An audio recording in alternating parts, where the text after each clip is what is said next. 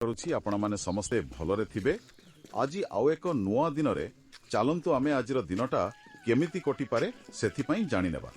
सबुठारु प्रथमे चलंतु आमर कालिया पंजिकरे आजिर पंचांग विषय कथा हवा। निश्चित भावरे आज्ञा। गोटी बहुत सुंदर कथा अछि माने आमे तो दैनंदिन जीवन रे निजरा 100% परिश्रम करू। से कथा तो संपूर्ण सत। तथापि बुझिले तो बेले बेले किछि घटना आम नियंत्रण बाहरे घटी जाए।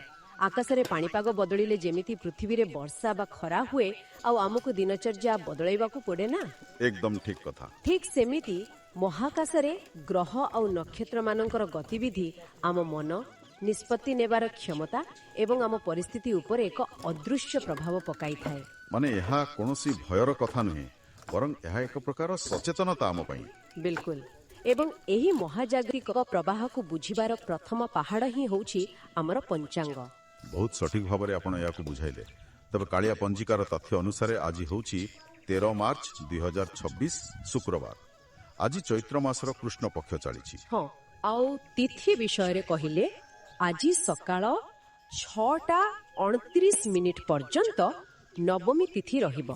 तापरे पूरा राती माने दिन तमाम दशमी तिथि लागिबो। अच्छा एही जो सकाळु सकाळु तिथिर परिवर्तन हेउछि एहा आम दिनचर्या उपरे की प्रभाव पकाइबो?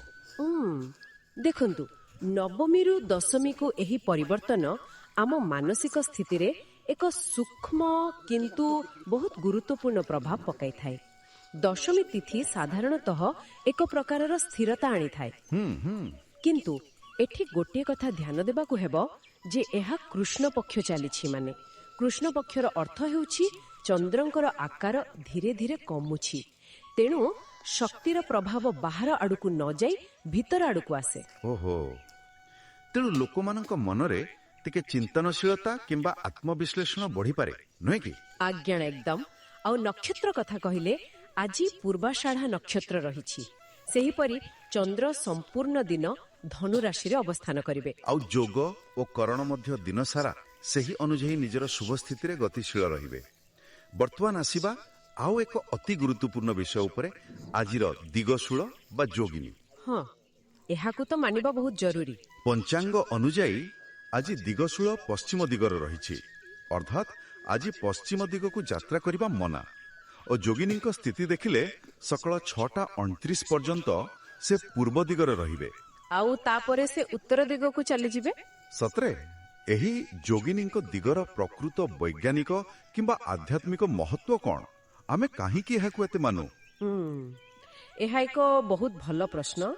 जोगिनी को आमे प्रकृतिर एक अदृश्य शक्ति प्रवाह भावरे ग्रहण करि परिबा। आध्यात्मिक दृष्टिकोणरू विश्वास करा जाय जे शुभ कार्य बा यात्रा समय रे जोगिनी को सर्वदा निजर पिठी पछरे बा डाहाण पटे रखिबा सबुठारु शुभदायक। माने आमे शक्तिर प्रभाव सहित ताळ देई आगको बढ़िबा दरकार। बिल्कुल। जेहेतु सकाळ 6:29 परे जोगिनी उत्तर दिगरे रहिबे आपण सीधा उत्तर दिग को यात्रा कले शक्ति प्रवाह आपणक विपरीत दिगरु आसीबो। जेमिति प्रबल पवन बहुतिबा बेले पवन आड़को मुह करी चलिले हां हमको खूब बाधा अनुभव हुए।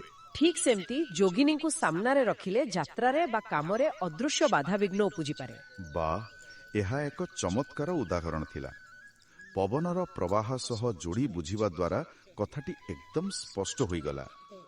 आउ गोटिए समय जहाकू नेई समस्त सतर्क रुहंती ताहा हेउची राहुकाल। हां आज सकाळ 11:01 रु दिन 12:31 पर्यंत राहुकाल रहिबो। प्रतिदिन एही 1.5 घंटार समय रे कोनोसी नुआ कार्य काहे कि आरंभ करा जाय नाही। माने राहु को आमे छाया ग्रह बोली कहू जहार काम ही हेउची भ्रम सृष्टि करिबा। दिनर एही समय रे ब्रह्मांडर तरंग टिके अस्थिर रही थाए। आम मस्तिष्क किंबा विवेक सठिक भाव रे विश्लेषण करि पारे नाही।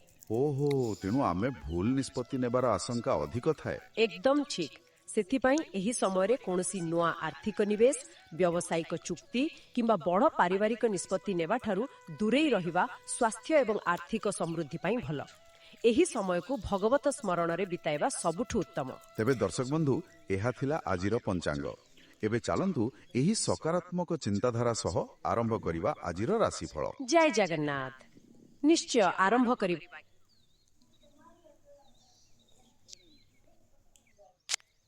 कल हमने प्रोटेक्शन यूज नहीं